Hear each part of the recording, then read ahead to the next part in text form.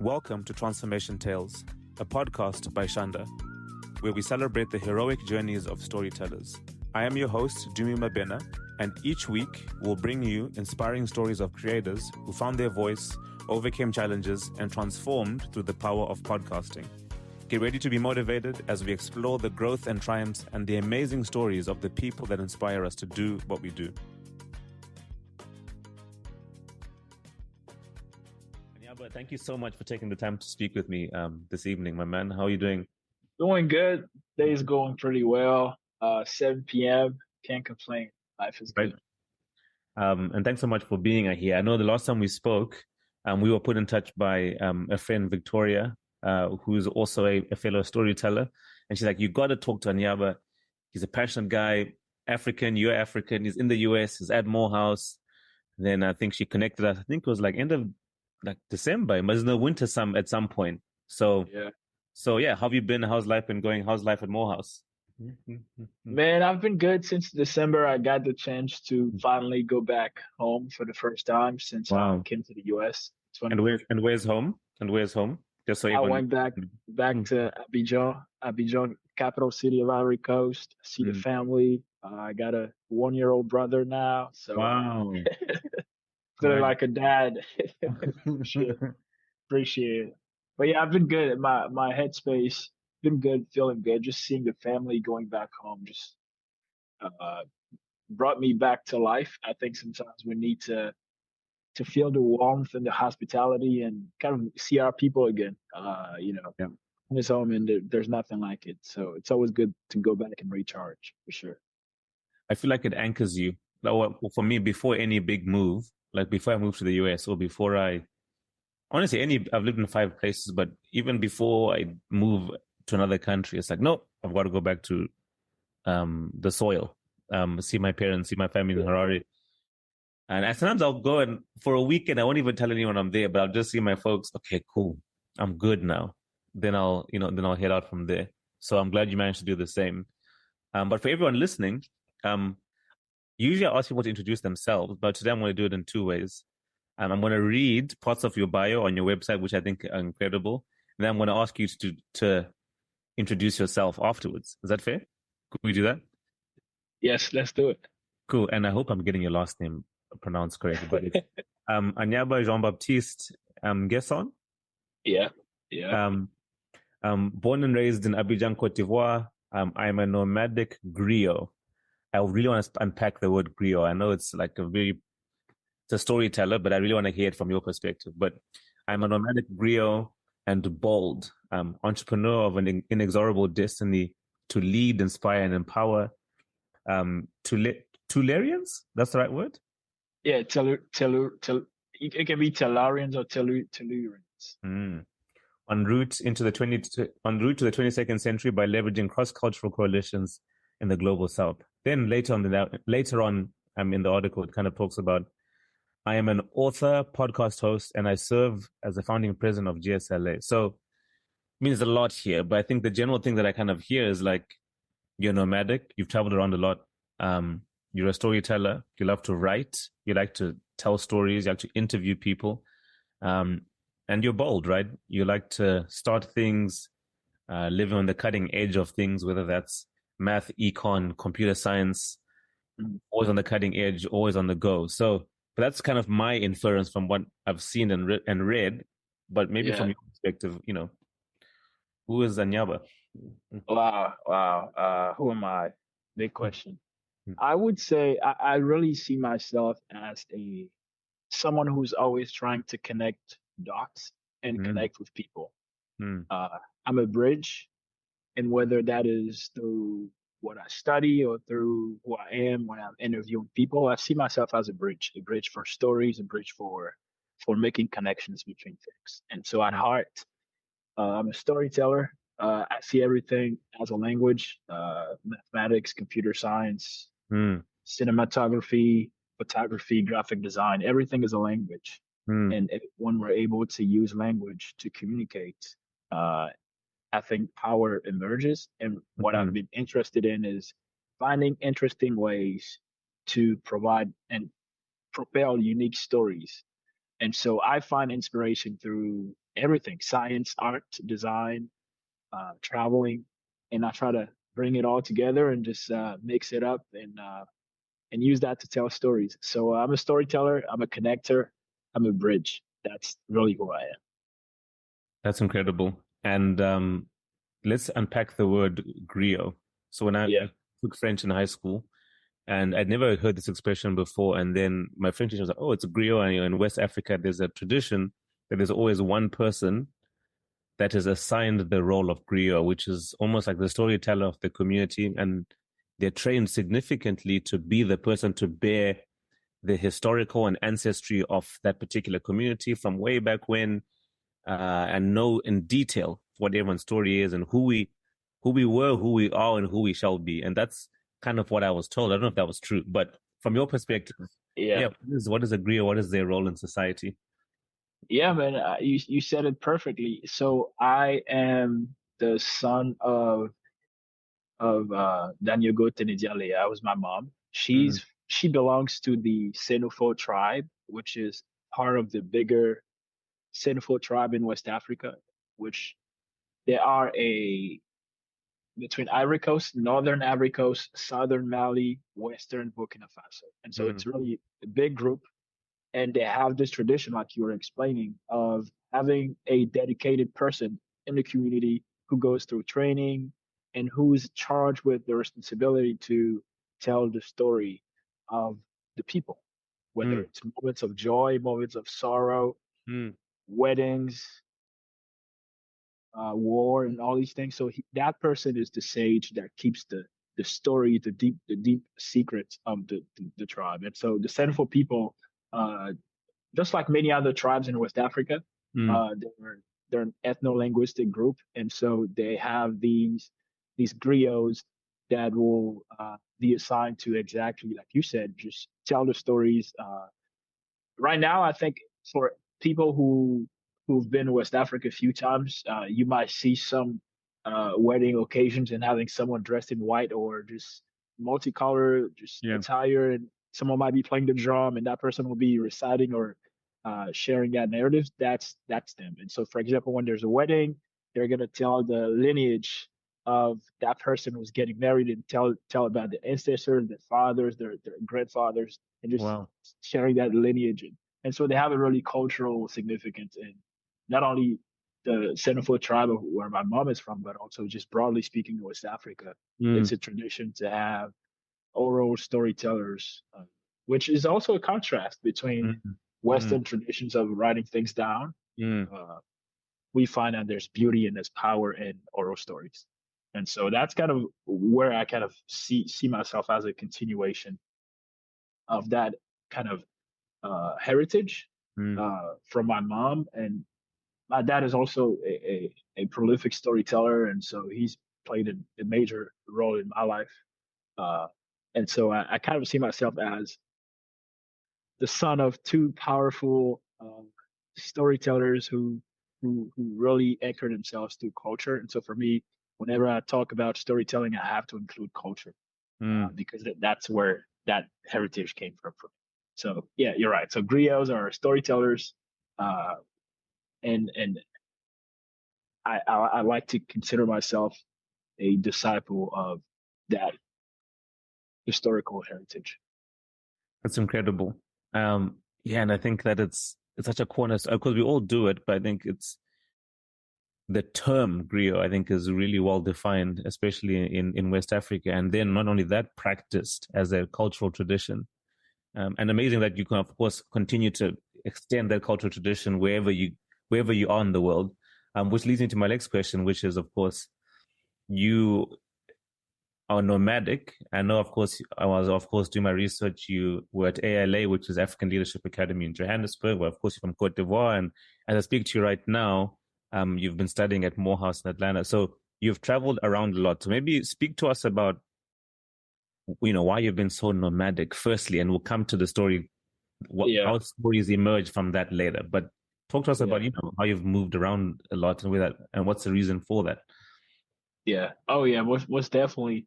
I'll quickly share a passage from a well-known show. I'm not gonna mention the show, but people will know it's a passage when there's a time when all the lords in that society have to establish who's going to be the new king. And someone says, what unites people? Is it gold? Is it flags? Is it war? Is it weddings? And then he suggests stories unite people. There's nothing more powerful than a good story. So for me, the reason why I've been traveling around the world is because I fell in love with, or I saw myself in particular narratives. When I finished high school in 2018, I was 16 years old. There was the African Leadership Academy, a pre-university diploma program in South Africa that had a unique vision to pretty much prepare the next generation of African leaders. And so for me, hearing that narrative, it was beyond going to high school to go to South Africa and enjoy the beauty and come back home. I wanted to be part of that vision of Pan-Africanism. And so it started with the story. That's kind of why I went to South Africa. And then I came to Morehouse College here in Atlanta because luckily for me, the Oprah Winfrey Scholars at Morehouse College, I'd gone to South Africa, to my high school particularly, to give it to see the school. And I kind of saw these guys looking sharp and suits, well dressed, and seeing that sagacity and that vibrancy in young men kind of was appealing. And even though I'd applied to schools in Asia, Europe, Africa, none of the schools I'd applied to resonated to that level. And so doing my research about Morehouse, the leadership, legacies, people like Samuel Lee Jackson's famous storytellers, Martin Luther King Jr., leader of civil rights movement. I wanted to be part of that brotherhood and that narrative. And so for me, it's always been the stories of these institutions that attracted me to these places. So from Ivory Coast, I went to South Africa. I've been to other places temporarily, and then I took a gap year after high school in South Africa. Then I came to the US. Most recently, we got the chance to go to the UK through Morehouse College. And it's just been an interesting opportunity for me to appreciate traveling, appreciate learning another language. And so, it's always been the stories, man. The stories unite people. And I say that great stories unite great people. And so even for me here as an international student, there's a lot of people back home who kind of read about my story and they're like, oh man, he's here at Morehouse College, he's doing this and that. But it's really the stories. As human beings, we're a story driven species. And so we're always consuming the next story, whether it's literally posting a story on Instagram or more broadly, just consuming art, consuming movies and stuff like that. We're always looking for stories, and stories are driving our lives. And so I've just been following the thread, and here I am. Yeah. That is a fantastic answer. I mean, every time when I do recording, I'm always, this is why I love doing this. That's why I love stories. To your point, this is why I love stories, because they always remind you of something that you knew to be true. And when you were going through your narrative about why, I guess, how you got here specifically, I think it just reminded me of why I love stories, and I was smiling the whole time as you were sharing it. So as you traveled, naturally you get to see life from different perspectives. And of course, many people will just kind of go through these various spaces and just do what they have to do and go. But you, having been a nomadic person following this story, you've said, no, let me capture it, and capture people who are on this, I guess, for lack of a better expression, narrative journey or story with you. So what inspired you? I know you're a griot, of course, but it's one thing to be a griot, but then to say, I want to then bring that lineage and my love for stories and capture it in this audio format called podcast. So what was the inspiration and the spark behind the idea of, the podcast Nomadic Tapes? Yeah, I love it. And I thank you for the question. I think that the idea behind Nomadic Tapes, it started when I went back to South Africa. So 1 year freshman year at Morehouse College. So after my freshman year, the first summer, I get a chance to go back to South Africa for a leadership program. So I got to go back to my high school to teach. And it's a full circle moment for me. Yep. Yep. So at that point, I was teaching at the Global Summer Program, which is a summer program at ALA, African Leadership Academy. Mm. And I'm teaching these kids, and they're from all over the world, right? You've got, I mean, my school is an international school, so you've got people from usually from all the continent, but this time it's really all around the world. You have people from the US, people from Europe and Africa. And so here I was, full circle moment for me. And I kind of felt the need to kind of capture these stories because I told myself after this program is over, we're all going to go our separate ways. But I'd had so many powerful conversations with people that were born in Egypt and raised in Pakistan and then went to South Africa. And so all these behind the scenes conversations, I wanted them to be out publicly because they could connect with people, they could teach others about what it feels like to face cultural shocks, they could teach about courage and boldness and bravery when you're traveling the world. And just there's so many lessons. And for those that are courageous enough to just take the leap of faith like you and I and just go to a different place and settle and just try to find a way. So there's so many lessons that are embedded in that effort of traveling.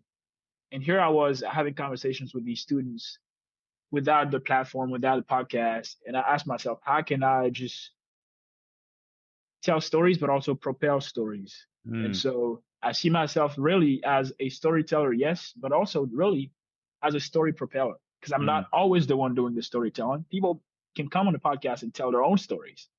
And then propelling the stories felt more interesting as I would sit back and listen.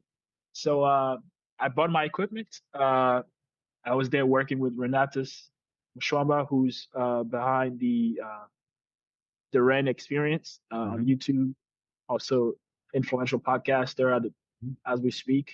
And so he kind of gave me the tools and the perspective because he started already. And so I bought my equipment and I was like, I want to get into this because we're missing out on how much we can learn from things that people are doing that are so cool, you know? And so, I bought my equipment.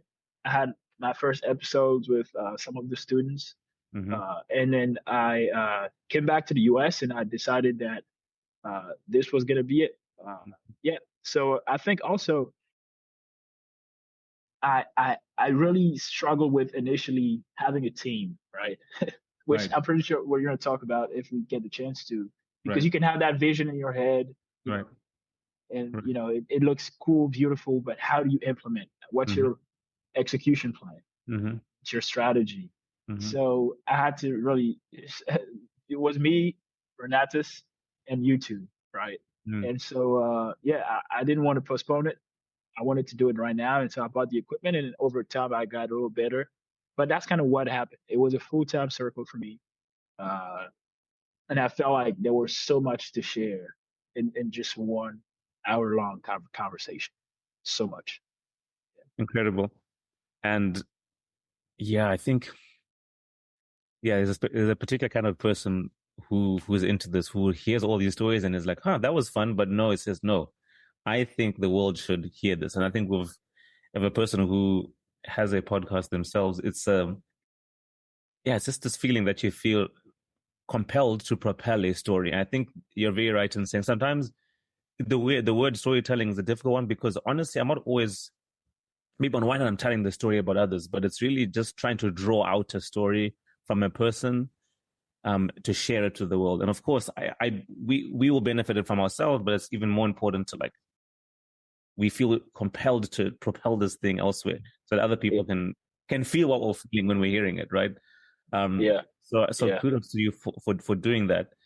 What was interesting was, I guess, a lot of the guests that you would interview when I listened to your podcast, of course, it kind of feels like you're looking for people like yourself in the story. And by that, I mean, the people that are in the story are super interesting in that, the one guy, for example, would be Zimbabwean, but his father's Zimbabwean, mother's Sri Lankan, and then they grew up. Everyone has an interesting edge and twist and diversity to them that is kind of, It's what I'm saying. Like, you just don't see it everywhere. So I kind of feel like you look for yourself in the guests, but that's kind of a generalization. So what went into the selection of the guests, etc.? You know? Oh, wow. Yeah, definitely. So, by the way, I can't wait. I'm so excited to, the coming weeks, I'm going to be releasing 3 to 4 more episodes. Amazing. So the first conversation was so really, what's my process? I think my process has been to look around for people that I already know, Mm-hmm. people that I know for Yep. sure. Yep. Most of the time, who it's either I know their story or I know a little bit about their story, and I would love to actually sit down with these guys and unpack for a while. I think I'm not sure if it's how do people call it when you're obsessed about something for such a long time with so much intensity that that's all that comes to you. Yeah. So it just ends up being you just have a conversation. For example, my conversation with the student who graduated from Spelman. She was born in Connecticut and she grew up in kind of raised in Japan and came back to the U.S. That it's funny. So I would have in mind someone who's well traveled, who's at least got out of their place called home. Sometimes it's people that are a good indicator is people who are bilingual or multilingual because sometimes they have to travel to kind of pick it up. Right. Like I did in South Africa. So sometimes it's about paying attention to people around you. And I would say something quickly is, let me answer more specifically your answer, and then I'll say what I was going to say. So I look for people that are well-traveled. Sometimes they speak a different language. That's an indicator that they've been to a certain place. Right. And they're also just genuine good storytellers. And they're comfortable to really tell their story. So 3 things. Sometimes, most of the time I know these people. Sometimes I just reach out. I think for the student who graduated from Spelman, I saw a video posted on the Spelman page. She was sharing her story and her passion for art. And I was like, man, this is an amazing person. I gotta reach out. So I reached out and she made the time and so grateful to have that episode. Wow. But, and we can, something else we can talk about for hours is like all the skill sets that come out of you doing this for a while.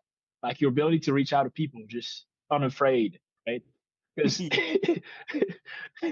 because you that's what you do, right? Right.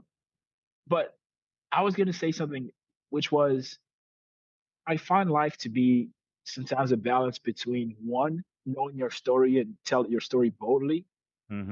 2, make yourself small enough to listen to other bold stories around you. So 1 is an exercise of confidence and boldness because you're sharing yourself to the world. Right. And 2 is like really being the smallest person in the room so you can pick up on what's happening and see who's interesting as much as you would like to think you're interesting. So when I came to Morehouse, I was proud of myself, yeah, I'm here, international student. I love my country and I'm representing, but also I had to take a step back to look around and be like, who else is like that? Right. And that's kind of how I was able to like see other people too. So sometimes we get locked in that one mindset of like, yeah, it's about us. But really, if you're doing podcasting, you got to take a sit back and really look around and see who's available and who's doing cool stuff. So it's an exercise of humility and really also just boldness. And I've enjoyed that. I've enjoyed that balance, right? Making myself small enough so I can pay attention to my surroundings, see who's interesting, who's doing cool stuff, but also just being myself and proud of myself and letting people know who I am. And it's been interesting. Yeah. Man, that's such a deep insight because you're so right in that you have to be confident enough to be like, hey, this is the thing I'm doing. This is why I think it's important. And this is why I'm willing to put myself on the line. And that takes a degree of boldness. But you mentioned earlier on the things that you have to do just to get a record. Jeez, you literally have to be humble and you have to ask. You're asking for a lot of things half the time. You're really asking and saying, hey, Aniaba, is it okay if you would be on my pod? And that takes a lot of bravery. So you have to be bold, but also humble in doing all of that. Let's talk about those kind of things that you mentioned earlier. because I find like it's kind of an interesting medium where you're learning how to be humble and authentic and to ask a person question, but also have the humility to research. Like, you know how much humility it takes to actually like read about a person, investigate, and come informed. Yeah. And not just, it's not a pain, and find joy in that. Be like, oh, that was interesting. I learned something new. So there's research, humility. Then it's like fear of rejection, and me like, this person could just say no. And I have to just live with that. So yeah, for me, That's right. what are all these multiple things that you have to learn how to do, you know, as you start making this?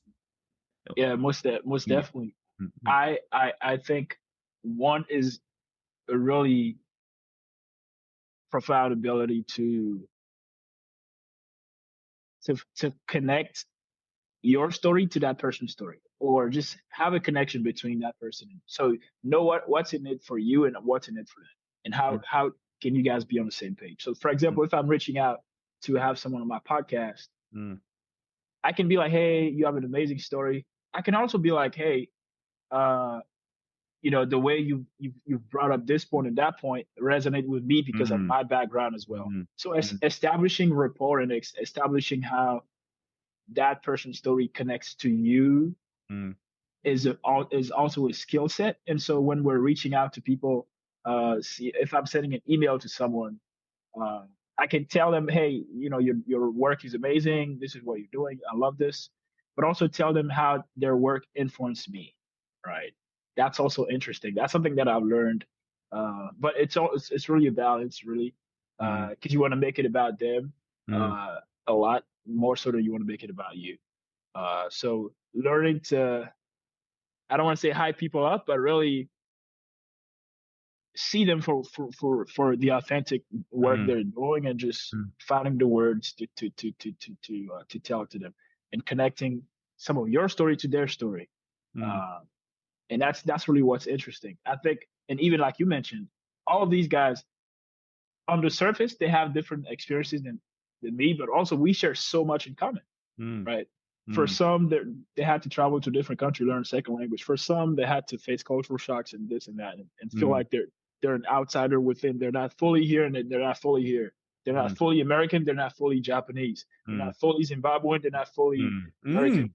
You know, they're not fully Panamanian. They're not fully. So it's really all these things that I've experienced myself, because my first language is French, but my dad and my mom have their own languages as a result of the cultures, tribes they belong to.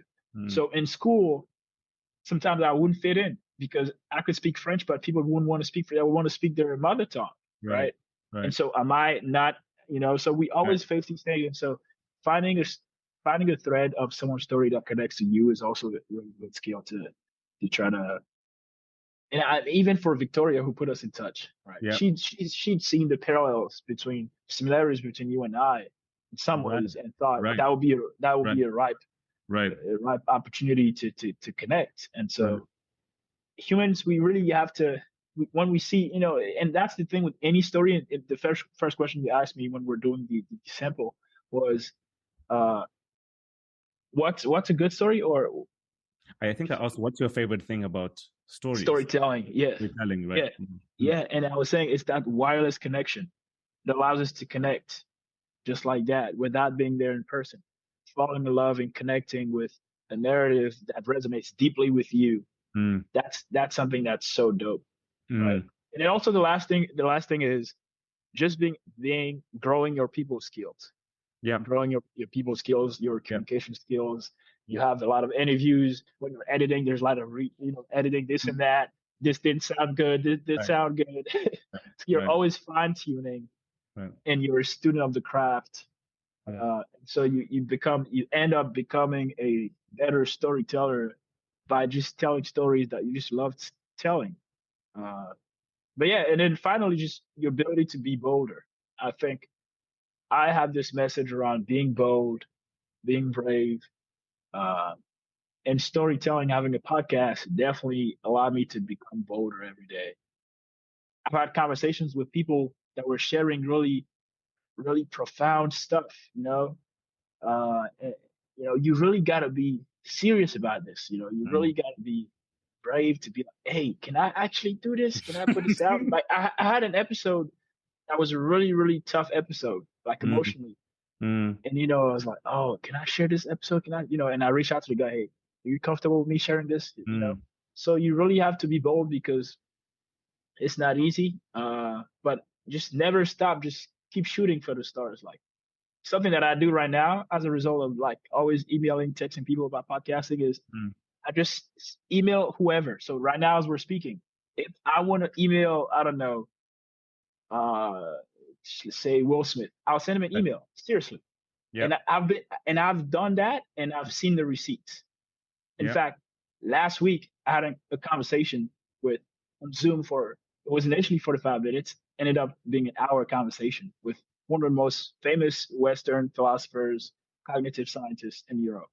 I Wow. sent him an email. I was like, hey man, I love what you're doing, and I'm a small guy in college, and you amaze me, and I watched your lectures online and this and that. But really, as a result of like just being good at this emailing thing, Yeah. I just picked it naturally. But anyway, that's lots of answers, Yes. but hopefully, No, but I completely agree. I think I was speaking to I think it might have been Victoria once again. I think we're talking about creativity as like a muscle, and sometimes I don't know. There's something about this medium where you have an idea about a particular subject matter. You think there are certain people that have been great for it, but then you have to then reach out to them. But then you put yourself out there in public, and you could get rejected, quite frankly. And sometimes you do, right? But then you yeah, realize yeah. I didn't die. I didn't Oh die. yeah, I didn't die. oh And yeah, 5 out of the 10 said yes. It's a pretty decent start, right? yeah. And then you start recording. Then you end up becoming quite like it's like it teaches you that you to just go after things. Of course, there's a story which you get, which is so fulfilling at the end of like this part right now is honestly the most fulfilling. I mean, sharing it is great too, but like the best part is this part. But I think to your point, there's so many different things that you learn, and then you carry those things. You might not know it, but you carry those habits into the things that you do in life afterwards. And I think that's great. I just think it's such a wonderful thing. However, one thing before I let you go, I want to speak about the most challenging parts because it is challenging. So I want to get your honest perspective on like, okay, I'm learning these skills. I love the story, but damn, this part is difficult. On what do you find to be the biggest pain? I think the biggest pain for me is not having a proper team and Mm, also not having enough time. mm, So I think if I had a team I could allocate, or if I had tools, mm, which you're building, mm-hmm, you've built, mm-hmm. uh, so tools like that can allow podcasters to automate their processes Right. and save time. Mm-hmm, So time has been just a major, and of course, I do a lot of research on time management and stuff like that, mm, and I find that time management, like I was researching, and what we learned is that time management actually there's no such thing, right? I mean, you can allocate time for that tasks, but it comes down to self management mm, mm, according to time and behavior management according mm, to time. It's about habits and the emotional aspect of time management, right? And so, how much it's good to allocate time, but if you don't know your biases, if you don't know your strengths and weaknesses, and a lot of that is emotional habits you built. And so it doesn't matter the most fancy tools you have, Google Calendar, Asana, what have mm-hmm. you. If If you, yeah, you yeah. Mm-hmm. you don't kind of work on these habits, uh, it, it doesn't matter. So it's a lot of self management and behavior management. But sometimes it comes down to not having enough time. And so my thing has been yes, lack of a team, but I've managed to kind of do the whole production by myself. But ultimately, my conversations with people are an hour long, at least 50 minutes. Right. And so after that, I have to find time to edit and post and this and do the cover art and get their bios, send you the headshots and put it on YouTube and put it online. Yeah. So time is, yeah, I would say Yeah. having enough time to do it all uh, can be challenging sometimes. Got you. And well, that's what we're working on. And I think part of the reason why these conversations are cool is because we felt the same way. But I think it's also great to hear that we don't feel alone. That yes, time is a concern, especially when you have internships and you have deadlines and deliverables and other things and social life, quite frankly. And yeah, to your point, automation, streamlining, but then habits. You can do all of that, but if you don't find a way to, I guess, put this medium into your habits, or into your day in the right time, it's just not going to happen regardless. And I think that's something that we obviously have to think about. Is like, what is the most optimal way to? I think that's one thing we haven't done, is like incorporate this into like your habits, and what's the best way to do that so that you don't churn or you don't burn out and be like, man, this is so difficult, man. You know, some people like to work out in the morning. Some people like to work out in the evening. Like, it's just in the habits. But when do you like to podcast? Who knows? Who knows? Like, it's not really well defined. It's just kind of like, but gym typically, no, I'm running, this is when I run. I work out, this is when I work. It's really like, it's, but with, when do I edit? When do I, it's literally just all over the place. That's something that we have to think about deeply. But I guess my last question, and firstly, thank you so much. You've been so gracious with your time. And I think, yeah, it's always really fulfilling hearing people's stories and how they got into this thing. What's the dream for your tape? I guess your last question. What is the dream? What is the aim? Tape, your podcast rather. Mm-mm-mm. Yeah. I would say my just big goal with the podcast is to have this as a well-produced show, where I'll be able to have video comment. It's not going to be audio anymore. We're going to move to video. Good. It's all good. Yeah. The audio, of course, is going to be the podcast part. That's always going to be on Spotify, of course. Yeah. But we want to experiment with video and really have a really good team, solid team to produce the quality that we want. And sometimes, we consume a lot of high quality stuff, right? We don't watch 380p videos anymore. We don't watch 480p videos anymore. Yeah. We're watching 4K and these high level stuff. I want to produce something that I would love to consume. And so, and also growing the size of the team. I would love to have more people on board so we can have more conversations. And really, one last aspect that I would love to do is an impromptu storytelling. So I will literally go out in the streets and have conversations on the spot. Adventure. That's what I'm doing. Because Nomadic Tapes is not indoor tapes. It's Nomadic Tapes. So we're about going out, right? Sure, I love the studio setup. That's cool. But I would love to just go out to the world and meet people. And that's something that I do. I spend time sometimes just going to places and just meeting the most random people. And I end up having the most beautiful conversations.